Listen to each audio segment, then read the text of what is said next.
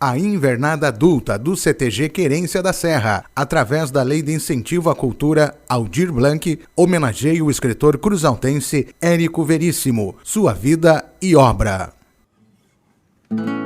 A pena antes tão firme que doce na folha branca, a mão que lhe sustentava estava agora tão fria. Final de vida com jeito de romance inacabado, um solo de clarineta tomando a noite vazia. Se calam tantos fantoches quando o vento é rebeldia, o tempo mostrando as garras vem ceifar outra existência. A alma do escritor verte amor, se faz poesia, e a cruz que lhe acompanha é a cruz da sua querência. Uma música ao longe ecoou na imensidão. Talvez seja essa passagem mais um livro a começar. A vida pode ser poeira a escorrer por entre as mãos,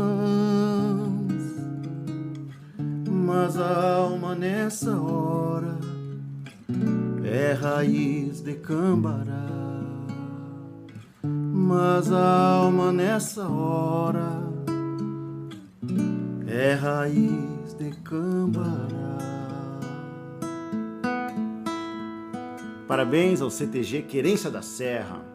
Viva Érico Veríssimo, sua vida e sua obra, desse escritor cruzaltense, gaúcho, brasileiro e do mundo todo. Muitas graças. Érico Veríssimo, na simplicidade que sempre o caracterizou, se intitulava o contador de histórias, mas ele foi muito mais que isso. Érico foi escritor, tradutor, conferencista e professor. Era um humanista, sempre coerente com suas ideias de liberdade e de democracia. Foi aos Estados Unidos para dar palestras e acabou lecionando literatura brasileira na Universidade da Califórnia. Em 1947, começa a escrever sua grande obra, O Tempo e o Vento, a trilogia que lhe consome 15 anos de trabalho, contando a história do nosso Rio Grande do Sul desde seus primórdios até a Era Vargas. Nascido em Cruz Alta, em 17 de dezembro de 1905, Érico Veríssimo foi um dos mais importantes escritores brasileiros. Integrante da geração de 30, a segunda geração do modernismo, Érico transferiu-se para Porto Alegre para viver de literatura, indo trabalhar na redação da Revista do Globo, onde passa a se dedicar à tradução de livros. Fantoches, Música ao Longe, Caminhos Cruzados, Um Lugar ao Sol, As Aventuras do Avião Vermelho e Olhai os Lírios do Campo estão entre os primeiros livros de sucesso. Ainda nos Estados Unidos, em 1953, assume em Washington a direção do Departamento de Assuntos Culturais da União Pan-Americana na Organização dos Estados Americanos. Foi lá que o escritor Gabriel Garcia Marques, já detentor do Prêmio Nobel por 100 anos de solidão, fez questão de conhecer Érico Veríssimo, porque, conforme ele mesmo explicou ao escritor, queria conhecer aquele que o tinha inspirado para escrever 100 anos de solidão. Em 28 de novembro de 1975, Érico morre de infarto. O segundo volume de Sol de Clarineta foi organizado por Flávio Loureiro Chaves e publicado em 1976, póstumamente. Os principais livros de Érico Veríssimo foram traduzidos para diversas línguas, entre elas o alemão, o espanhol, finlandês, holandês e inglês, entre outros idiomas. Finalmente, Érico Veríssimo era um cidadão do mundo. Olá, tudo bem? Vamos falar um pouco do escritor Érico Veríssimo, o maior romancista do Rio Grande do Sul, um homem que deixou um legado fantástico de personagens que até hoje as pessoas acreditam de tão fortes que foram, que sejam de verdade, né? Mas a ficção do Érico Veríssimo foi muito forte. As tramas ficcionais, ao longo dos anos que ele criou, foram marcantes e são até hoje elementos indissolúveis da literatura nacional e mundial. Érico Veríssimo, para quem não sabe, nasceu em Cruz Alta no ano de 1905, no dia 17 de dezembro, numa casa localizada na esquina das ruas General Osório e General Câmara, um velho casarão colonial do ano de 1883, que a família dos Veríssimo adquiriu naquela época. O Érico viveu em torno de 25 anos em Cruz Alta e esse tempo todo serviu como um subsídio muito grande para que ele pudesse compor toda a obra dele. Haja vista que esse tempo todo em que ele permanece aqui em Cruz Alta foram anos assim que trouxeram para sua vivência como escritor vários elementos importantíssimos assim na sua sondagem de personagens que ao longo dos anos foram se constituindo no seu cotidiano nessa cidade e que depois mais tarde povoaram o imaginário do escritor, que os colocou então como personagens dentro de suas obras. Ele vivenciou dentro dessa casa onde ele viveu e nasceu um certo tempo a separação dos pais. Esse fato foi muito marcante para o Érico Veríssimo, foi uma espécie, digamos assim, de busca do lar perdido a partir disso, a partir da separação do pai, que era um malandro. Na verdade, o Sebastião Veríssimo era um homem inteligentíssimo, não tem dúvida, né? Tinha uma biblioteca muito grande e foi através da biblioteca do pai dele que o Érico conseguiu, então, penetrar nesse mundo fantástico da literatura. Mas, ao mesmo tempo, o pai não fugia daquelas aventuras sebastianescas, como o próprio Érico conta em Solo e Clarineta, e a mãe, na sofreguidão de suas costuras, no ateliê de costura diariamente, né, pagando o preço de todo esse processo que acabou falindo um casamento que vinha de anos, e essa perda da separação dos pais, com o pai tendo que ir embora para São Paulo, onde acabou morrendo lá, poucos anos depois, na década de 30, em 1936, e o Érico viveu esse sofrimento junto com a família, né? Junto da mãe, a quem ele gostava, e gostava demais do pai também. E justamente essa separação dos pais fez com que ele carregasse ao longo dos anos essa perda, essa busca do lar que ele perdeu.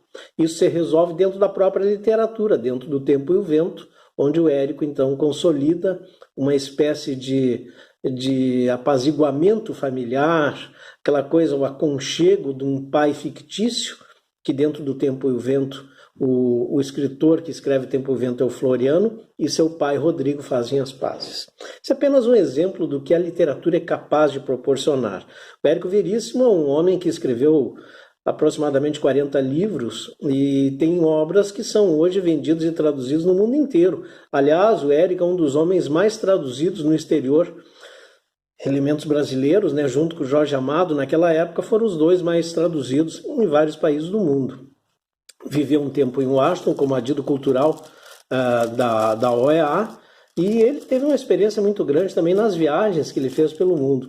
Deixou livros fantásticos, assim como não somente O Tempo e o Vento, que são, na verdade, são 7 livros, O Tempo e o Vento, em 3 partes. A primeira parte é o Continente, em 2 livros, volume 1 e volume 2. Depois nós temos, então, o Retrato, volume 1 e 2, e o Arquipélago, volume 1, 2 e 3. Mas O Tempo e o Vento é a obra mais vitrine, digamos assim, do Érico Veríssimo, até porque ele deixou esse legado como uma espécie de narrativa histórica, junto com o romance, da história do Rio Grande do Sul. Já visto que ele preenche, dentro desse tempo, de cerca de 200 anos da história do Rio Grande do Sul, de 1745 até 1945, com o término do Estado Novo do Getúlio Vargas, né, um período muito fértil de elementos épicos, importantes, principalmente no continente, onde surgem os personagens mais importantes que nós temos, que são o Capitão Rodrigo, a Terra, a Bibiana, etc., com o Sobrado, com as guerras, farrapos, jesuítas e tudo mais que vem num apanhado histórico desde esse período. Mas o livro mais vendido do Érico ainda é Olhai os Lírios do Campo, que foi um livro que surgiu na década de 30, foi inclusive feito um filme na Argentina com esse livro, sobre essa temática, e é um livro muito, muito interessante no sentido literário também. Além de Música ao Longe, que é um retrato também de uma Jacarecanga, que é uma cidade fictícia, que não deixa de ser Cruz Alta também, assim como Santa Fé o é, né? E tem o Incidente Antares, que é um livro com aquela narrativa mais fantasiosa, mais assombrosa, digamos assim, fantástica, digamos, dos mortos que estão para ser sepultados, e com a greve dos coveiros eles se levantam e fazem então uma reclamação social no coreto da Praça de Antares. Então o Érico Veríssimo é maravilhoso, é fantástico. Cruz Alta deve muito a ele por ele ter colocado Cruz Alta no mapa do mundo. Por esse motivo, estamos aqui reverenciando sua memória, né, e todo esse legado que ele deixou, não somente para a história de Cruz Alta, mas para a história do mundo, da literatura mundial, até porque ele é um dos escritores mais conhecidos no mundo. Érico Veríssimo, o nosso escritor cruzaltense, e sua obra Olhai os Lírios do Campo. Livro mais vendido de Érico Veríssimo, segundo dados da Companhia das Letras, editora da obra em 1938. Talvez para nós cruzaltenses, conterrâneos do escritor, a obra de maior sucesso seja a trilogia O Tempo e o Vento. Mas para os críticos da nossa literatura, não foi. O best-seller de Érico Veríssimo é Olhai os Lírios do Campo.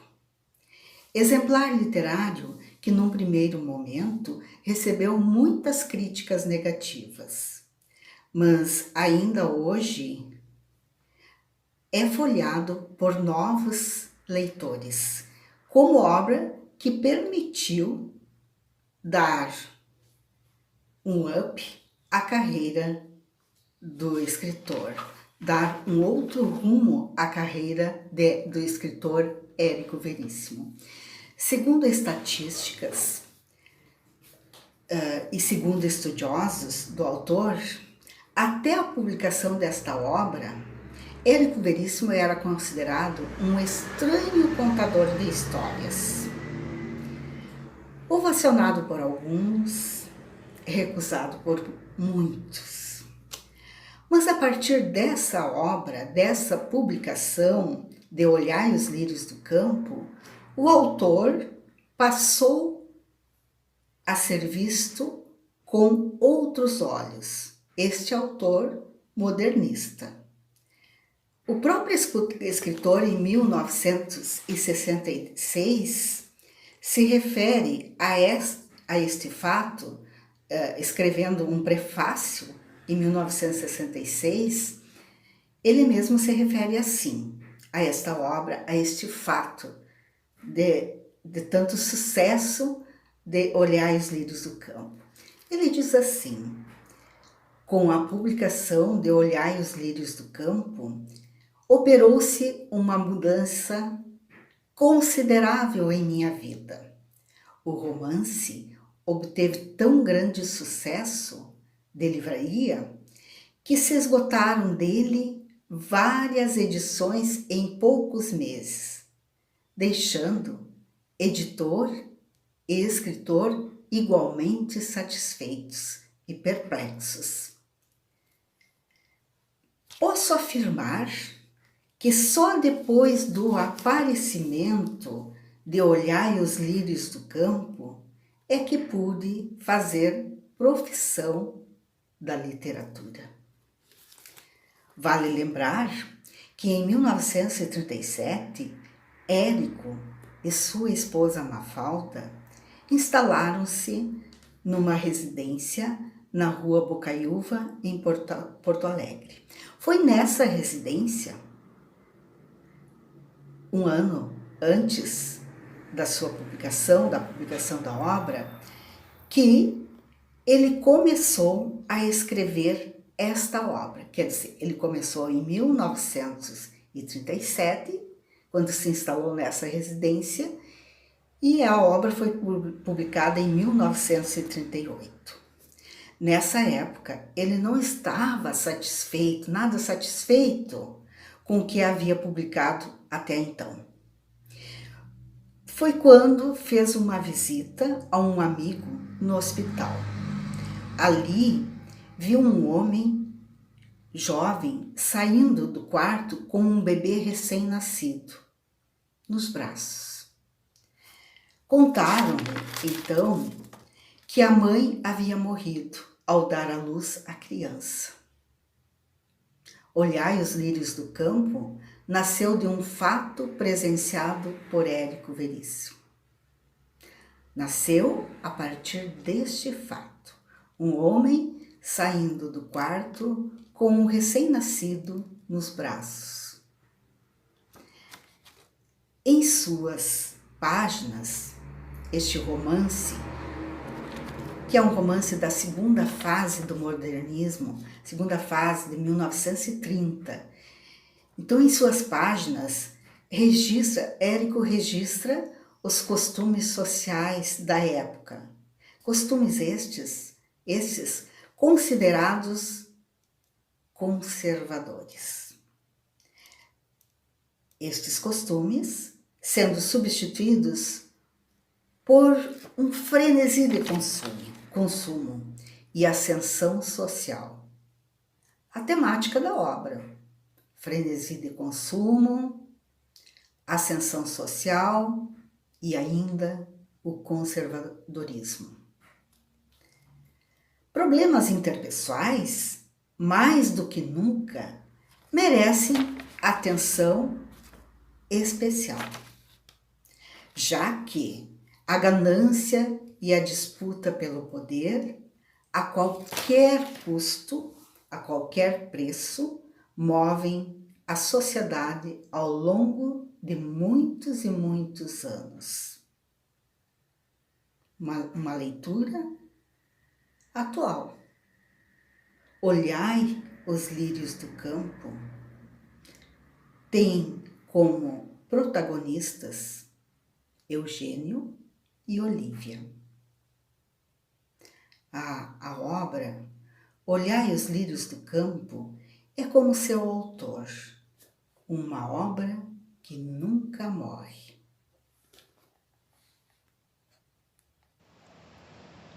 A história de Olhai os lírios do campo trata da trajetória de Eugênio Pontes, jovem humilde da Porto Alegre dos anos 30, com aspirações de grandeza, que se esforça para se formar em medicina às custas dos sacrifícios dos pais, e que decide dar um passo pragmático e polêmico, casar-se por interesse com uma refinada integrante da alta sociedade, para ascender socialmente, ignorando os apelos do seu lado emotivo, que apontam que, sem dúvida alguma, irá abdicar da companhia da mulher da sua vida.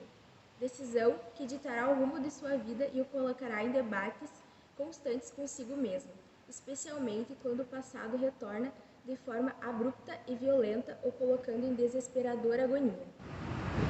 No dia em que achei a Deus, encontrei a paz.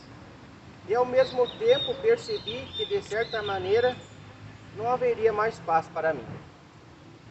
Descobri que a paz interior só se conquista com o sacrifício da paz exterior.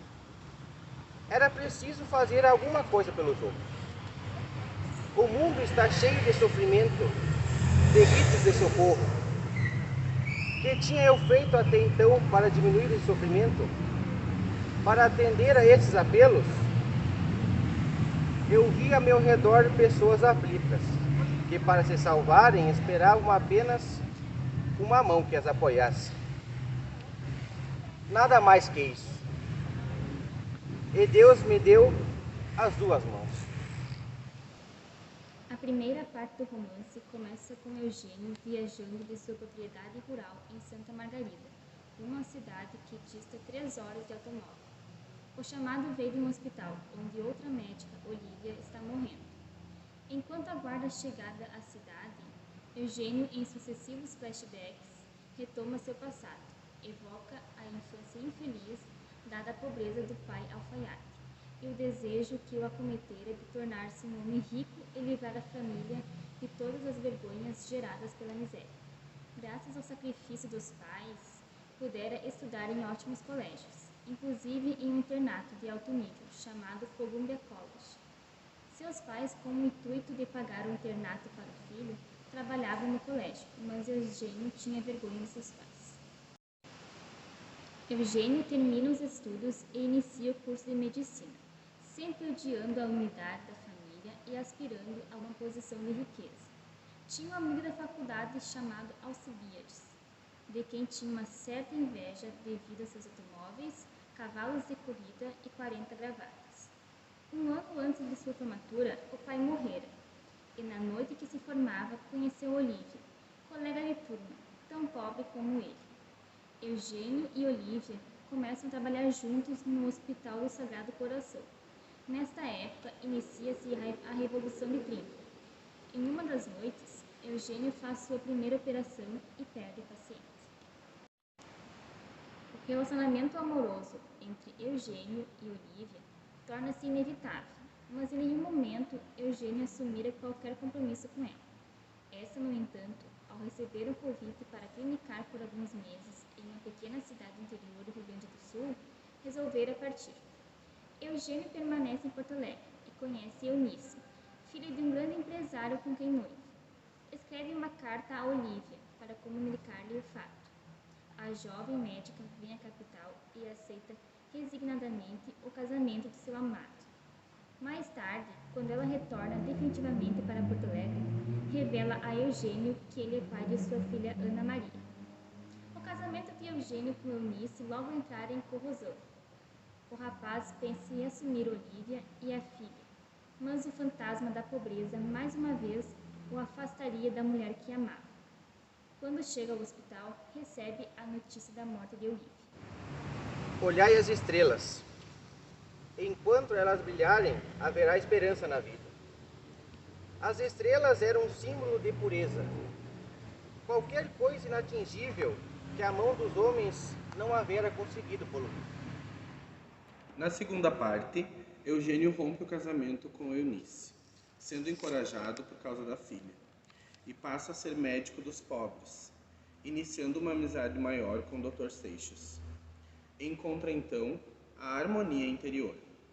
Sua visão de mundo resume-se na solidariedade e na tentativa de criação de um mundo melhor. Muda-se para a casa dos Falck, onde Olívia morava. O livro termina com Eugênio e sua filha Ana Maria em uma linda tarde ensolarada em uma praça. A sensação ao terminar a leitura de Olhai os lírios do campo é de ter adquirido uma visão mais nítida sobre o que merece ser prioridade.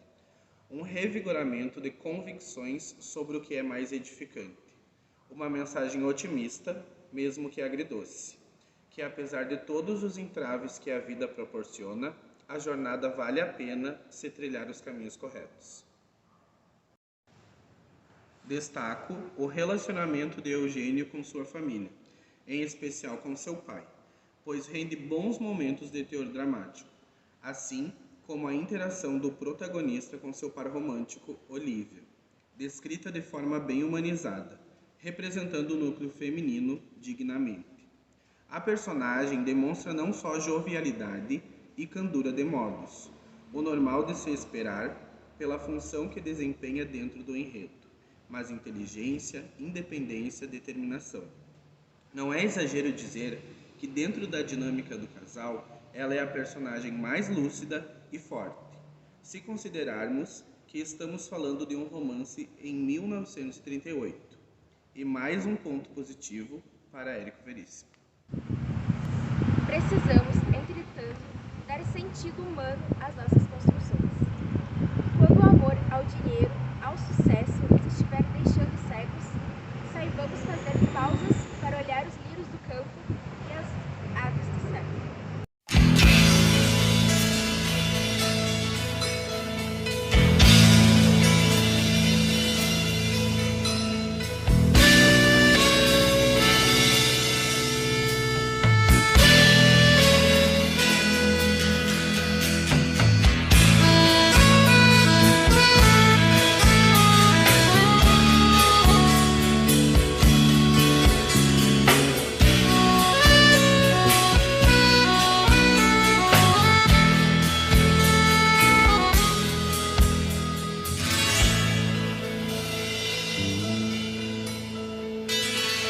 A pena antes tão firme que doce na folha branca. A mão que lhe sustentava estava agora tão fria. Final de vida com jeito de romance inacabado. Um solo de clarineta tomando a noite vazia. Se calam tantos fantoches quando o vento é rebeldia.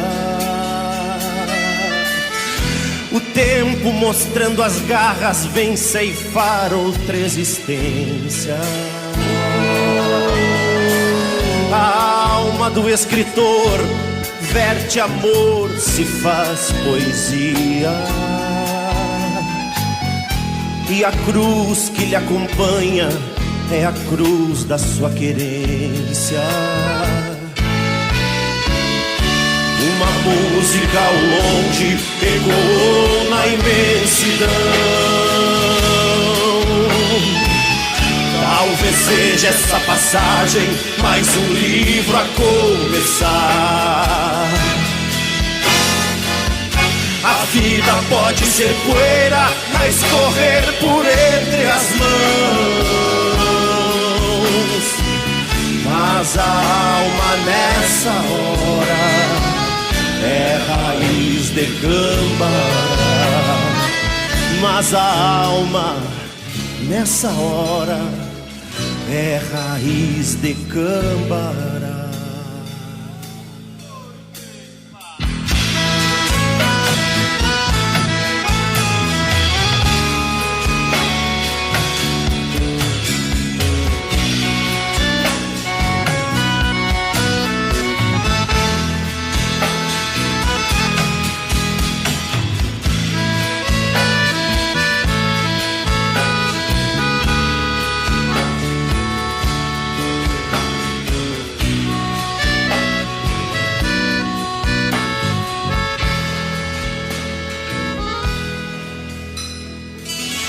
O rumo da liberdade não tem caminhos cruzados. Os lírios não se desbotam quando a terra é o sentimento. Mais um contador de história seguindo pra eternidade, deixando suas pegadas pelo tempo e pelo vento. Então, em vez da trombeta, tocou o sétimo anjo. Um solo de clarineta no seu tom de despedida. A voz de Deus sussurrando aos poucos foi lhe mostrando que os sonhos que plantamos são maiores que essa vida. Uma música ao longe ecoou na imensidão. Talvez seja essa passagem mais um livro a começar. A vida pode ser poeira a escorrer por entre as mãos, mas a alma nessa hora é raiz de gâmbara. Uma música ao longe ecoou na imensidão. Talvez seja essa passagem mais um livro a começar. A vida pode ser poeira a escorrer por entre as mãos, mas a alma nessa hora é raiz de gâmbara. Mas a alma nessa hora é raiz de Cambará. Uma música ao longe ecoou na imensidão.